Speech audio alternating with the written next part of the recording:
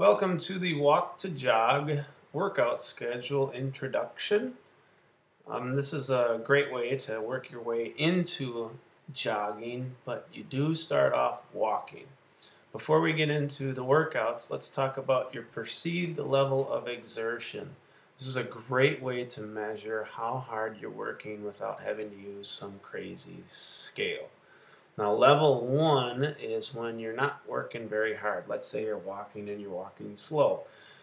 This is level 1. The exercise is very light and you could do the exercise for a very long time. You can probably sing during this. That's how I judge level 1. If I can sing and I'm walking pretty easily. Level 2 is when singing's hard, but you can talk. And you can talk in complete sentences. You could probably keep exercising at level 2 for about 20 minutes. Now, this is a great level to be at the start. Level 3, however, is a little bit tougher. This is probably how you'll feel when you are at the end of a longer walk or when you first start jogging. Level 3 is when you're walking or jogging and it's hard to talk. You can say like, whew, I'm running fast, or, oh, this is a tough walk. That's about as much as you can get out at level 3.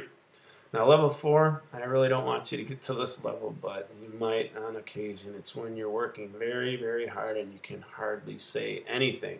You might be able to say, ah, at level 4. This is how I feel sometimes towards the end of a race. Everything is telling me, every part of my body is telling me to stop at level 4. All right, let's look at the workouts for this schedule. In week 1, you're going to do some light walks and a high resistance walk. Let me explain the high resistance walk. That's where you have to pick a hill or some stairs and walk up them during your walk. So make sure you find a route where you can go up the hill or stairs. The reason for that is so you can get to level 3 of the exertion. So you feel that fatigue. You feel a little bit tired, but only once. Only one hill or only one set of stairs. In week 2, you do the high resistance walk again, but also you work in a long walk, a walk of at least 40 minutes. Now, the pace should be steady in your long walk, but you want to be out there for a little bit. And then, of course, you do have the light walks too in week 2. Moving on to week 3, this is where you're going to start mixing in some jogging. You still have a high resistance walk, but for the other walks, you're going to jog, and you jog for 1 minute 4 times. What that means is you start off with a walk for 5 minutes, then you jog a minute. Then you walk for 4 minutes, which brings you to 10 minutes total, and you jog a minute again. You repeat this for a total of 4 times where you jog a minute.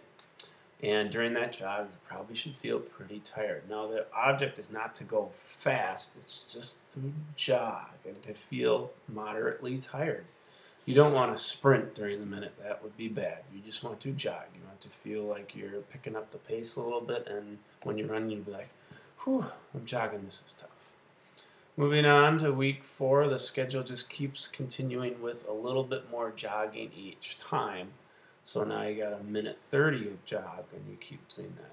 That's how the schedule progresses. Each week you have a little bit more jogging time total. And I want you to progress slowly. Okay, pick fun places to walk and jog. Do this with friends. Do this with your dog, your children. Do this alone at a beautiful location like a park or even a shopping mall where you want to walk by a certain store because there's nice things to look at in the window.